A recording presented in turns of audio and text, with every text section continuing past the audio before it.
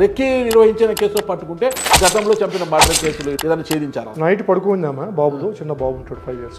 పొద్దునకల్లా అదే బెడ్ పైన చనిపోయింది. దాంట్లో ఒక బీరువా డిస్టర్బ్ అయింది. కొంచెం ఏదో గోల్డ్ ఏదో డాక్యుమెంట్స్ పోయినట్టు అనిపిస్తా ఉంది. అంటే ఎవరో చంపేసి తీసుకెళ్లారేమో అనుమానం. నేను డాక్టర్ పోయి పోస్ట్ మార్టం చేసిన డాక్టర్ అడిగాను, గొంతు బిసి చంపేశారు. నైట్ కొంతమంది వ్యక్తులు ఆ ఇంట్లోకి వచ్చిపోయినారని చెప్పి మళ్ళీ చుట్టుపక్కల వాళ్ళు చెప్పారు.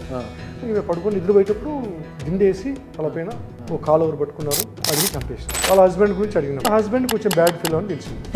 భార్య సతీ సావిత్రి సార్, నాకు దుమాకు ఉన్నాయని చెప్పేసి ఫస్ట్ అన్ని నటనలు చేసినాడు. నీ గురించి అంత తెలుసు, నువ్వు ఎక్కడెక్కడ ఎవరితో అక్కడ సంబంధాలు ఉన్నాయి, నైట్ కూడా వచ్చిపోయారు నీకు సంబంధించిన వాళ్ళే, అది కూడా తెలిసిపోయింది. సేమ్ డే నైట్ పేర్లని చెప్పేశాడు. వీడు ఎవరితో చేయించాడో వాళ్ళు ఇటువంటి కేసులు 4 చేసినారు.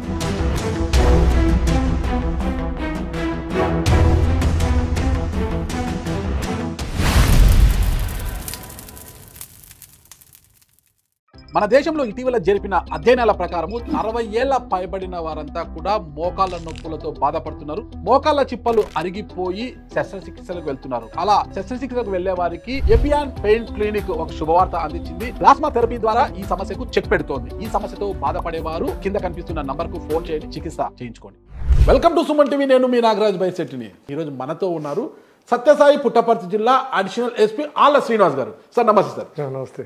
ఒక మర్డర్ కేసులో పట్టుకుంటే గతంలో జరిగిన మర్డర్ కేసులు కావచ్చు, ఒక రెక్కి నిర్వహించిన కేసులో పట్టుకుంటే గతంలో చంపిన మర్డర్ కేసులు, ఇలా ఒక దొంగతనంలో పట్టుకుంటే గతంలో జరిగిన దొంగతనాలు, ఇలాంటివి అన్నీ కూడా మనకు ట్రేస్ ఉన్నాయి. అలాంటి సంఘటన ఏమన్నా మీ జర్నీలో మీరు పోలీసు స్థాయి నుంచి డిఎస్పీ వరకు, ఇప్పుడు అడిషనల్ ఎస్పీ అయ్యారు, కొత్తగా అయ్యారు కాబట్టి డిఎస్పీ స్థాయి వరకు ఎక్కడ మీకు ఎదురుపడిందా, ఏదైనా ఛేదించారు అలాంటిది? వన్ టౌన్లో వేసే ఉన్నప్పుడు 1999 అనుకుంటా, అరౌండ్ దట్ ఆ ఏరియా ఉండొచ్చు. ఒకరోజు ఒక ఫోన్ కాల్ వచ్చింది స్టేషన్కి. సోన్స్ ఏరియాలో ఓల్డ్ టౌన్లో ఒక ఇంట్లో ఒక ఆమె చనిపోయింది, లేడీ, మ్యారీడ్ ఉమెన్. ఓకే.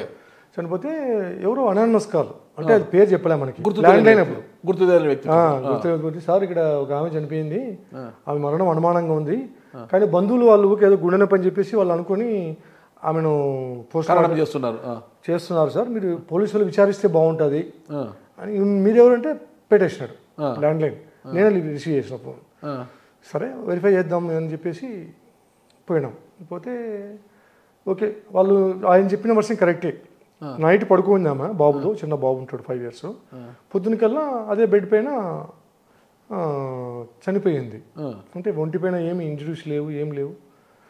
అంటే పడుకొని నిద్రపోతే మన మనిషి చనిపోతే ఎట్లుంటారో అదే సిమ్టమ్స్ ఉన్నాయి. కాబట్టి వాళ్ళ బంధువులు కూడా ఏదో గుండె నొప్పి ఏమో, హెల్త్ బాగాలేదేమో, ఆమె ఏదో హెల్త్ డిపార్ట్మెంట్ పనిచేస్తుంది, కంప్లైంట్ ఏమో అడిగాం, చూద్దాం పోస్ట్ మార్టం చేద్దామా అంటే వాళ్ళు వెళ్ళే. మళ్ళీ వాళ్ళని కన్విన్స్ చేసి కంప్లైంట్ తీసుకొని పోస్ట్ మార్టం చేసినాం, పంపించాం. దాంట్లో ఇంకోటి ఏమైందంటే దాంట్లో నేరస్థల పరిశీలన ఇంపార్టెంట్. దాంట్లో ఏ కేసు అయినా కానీ దాంట్లో కూడా మేము చూసినాం. దాంట్లో ఒక బీరువా డిస్టర్బ్ అయింది. దాంట్లో కొంచెం ఏదో గోల్డ్ ఏదో డాక్యుమెంట్స్ పోయినట్టు అనిపిస్తూ ఉంది. అంటే ఎవరో ఆమె చంపేసి తీసుకెళ్లారేమో అనుమానం. నేను డాక్టర్ పోయి పోస్ట్ మార్టం చేసిన డాక్టర్ని అడిగాను, ఎట్లా సార్, ఏమైనా న్యాచురల్ డెత్తా, లేకపోతే ఏమైనా హార్ట్ అటాకా, లేకపోతే ఏమైనా ఉందే ఏమన్నా. లేదు సార్, ఇది థ్రాట్లింగ్ చేశారంటే గొంతు బిసి చంపేశారు, క్లియర్ కనిపిస్తూ ఉంది, లోపల టిష్యూస్ డ్యామేజ్ అయినాయి అని చెప్పాడు. అంటే clear case of murder, natural death కాదు అని అర్థమైంది.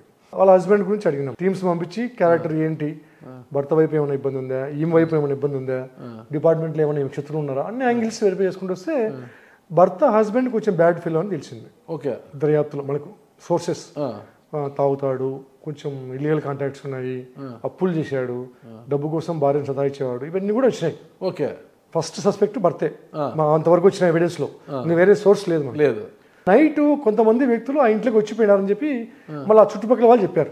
లేట్ ఎవరు వచ్చినట్టు సార్, ఆమె తలుపు తీసింది పైన ఉంటుంది అన్నమాట ఇల్లది. ఓకే, కింద చుట్టుపక్కల ఉండే వాళ్ళు చెప్పినారు, లేడీస్, మా పేర్లు బయట రానివద్దండి, పైకి అయితే ఎవరు 4 వచ్చారు, అన్నం కూడా తిన్నట్టుంది సార్, మళ్ళీ అంతవరకు చెప్పగలం సార్ అని చెప్పారు. అంటే అది అర్థం అయిపోయింది. ఓకే, ఇంట్లోకి ఆమెకు తెలిసే లోపలికి పోయినారు, తెలిసిన వాళ్ళే వచ్చారు, తెలిసిన వాళ్ళు వస్తే వాకిలు తెలుసు. అంటే ఎవరికి అవకాశం ఉంది, ఎవరు ఆమెకు తెలిసిన వాళ్ళు ఆమె రక్త బంధువులు చేయాలి కదా, వాళ్ళ బ్రదర్స్ కానీ ఆమె ఆఫీస్లో కానీ ఎవరు చేసే అవకాశం లేదు. కాబట్టి భర్త బ్యాడ్ ఫీల్, చూద్దాం ఒక ప్రయత్నం అని చెప్పేసి క్రిమేషన్ అయిపోతానే భర్తను అదుపులోకి తీసుకొని మనదైన శైలిలో విచారించినాం. నా భార్య సతీ సావిత్రి సార్, నేను అంత దుమాకు ఉన్నాయని చెప్పేసి ఫస్ట్ అన్ని నటనలు చేసినాడు. తర్వాత మనకున్న ఎవిడెన్సెస్, ఇన్ని పలానా వాళ్ళతో ఇట్లా ఉన్న డీలింగ్స్ ఉన్నాయి, నువ్వు డబ్బుల కోసం నీ భార్యని ఇబ్బంది పెట్టినావు అని మాకు తెలుసు, మా దగ్గర రికార్డు ఉందని చెప్పేసి అట్లా ఇంటరాగేషన్ మెయిన్ సార్. కరెక్ట్. నీ గురించి అంత తెలుసు, నువ్వు ఎక్కడెక్కడ ఎవరితో అక్కడ సంబంధాలు ఉన్నాయి, నువ్వు ఏడప్పులు చేసింది, నీ భార్య ఎన్నిసార్లు సతాయించింది, మొత్తం రికార్డు బయట ఉంది, నైట్ కూడా వచ్చిపోయారు నీకు సంబంధించిన వాళ్ళే, అది కూడా తెలిసిపోయింది మాకు అని ఒప్పుకుంటే మంచిది, లేకపోతే నీ ఇష్టం. సేమ్ డే నైట్ పేర్లని చెప్పేశాడు. నా ప్లాన్ ఏదంతా నా బంధువులు ఒక 4 ఉన్నారు వేరే ఊర్లో, వాళ్ళకి చెప్పి నా భార్య ఏమంటే నేను అడిగినప్పుడు డబ్బులు ఇవ్వదు, తర్వాత ఈమె ఫిక్స్డ్ డిపాజిట్ బాగా ఎక్కువ చేసింది, ఆమె చనిపోతే ఆ ఫిక్స్డ్ డిపాజిట్ నాకు వస్తాయి, అదొక ఆశ, తర్వాత నాకు తెలిసిన వాళ్ళతో అక్రమ సంబంధం వాళ్ళతో నేను హ్యాపీగా ఉండొచ్చు అని చెప్పేసి ఇవన్నీ ప్లాన్ చేసుకున్నాడు. బయట ఇది కోసం సొంత భార్యనే చేసుకుని వాళ్ళ బంధువులు చెప్పి భార్యకే ముందు చెప్పినాడు, నేను బెంగళూరు పోతున్నా రేపు వస్తాను, మన బంధువులు వస్తారు 4, రాత్రిపూట టౌన్లో పడిందంట, నువ్వు వచ్చినప్పుడు నాకు అన్నం పెట్టు, లోపలికి ఇంట్లో వస్తారు, రాత్రి పడుకొని పొద్దున వెళ్ళిపోతారని చెప్పి భర్త చెప్పినాడు కదా, బంధువులు అంటున్నాడు అని చెప్పేసి ఆమె ఏం చేసింది, 4కి వస్తేనే ఇంట్లో పాపం అన్నం పెట్టింది, అన్నం పెట్టి పాపం ఈమె మధ్యలో పడుకుంది, వాళ్ళు పైన పడుకున్నారు.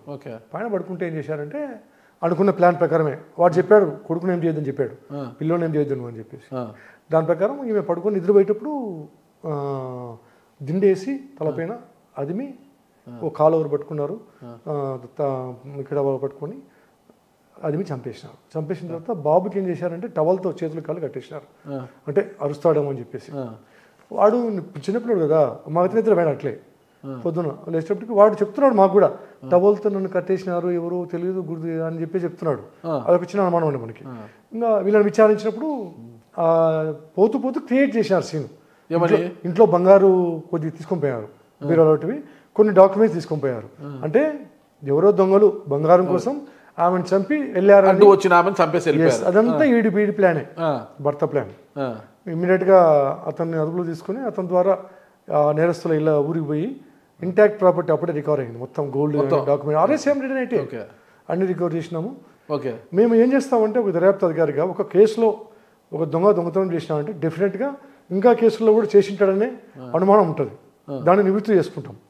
అందులో భాగంగా క్వశ్చన్స్ మనం వేయడం జరిగింది, ఇదేనా నేను ఇంతకుముందు ఏమైనా చేసినారా అని చెప్పేసి, చేసినట్టు గుర్తుంది మాకు, చేసినట్టు ఐడియా ఉంది అని చెప్పేసి మిగతా నిందితులు అడిగాం. అంటే ఈ భర్తకు సంబంధం లేదు, ఎవరితో చేయించాడో వాళ్ళు ఇటువంటి కేసులు 4 చేసినారు. సిద్ధాస్తులు అయితే చేస్తారనమాట. అది కూడా సేమ్ టైపే, భర్త భార్యను చంపాలని కాంటాక్ట్ ఇది కదా. ఇంకో వీళ్ళు చేసిన కేసుల్లో భర్తను చంపాలని భార్య ఇచ్చింది, అదే ఒక కేసు. అంటే ఆమె వేరే వాళ్ళతో అక్కడ సంబంధం పెట్టుకుని అతని వాళ్ళ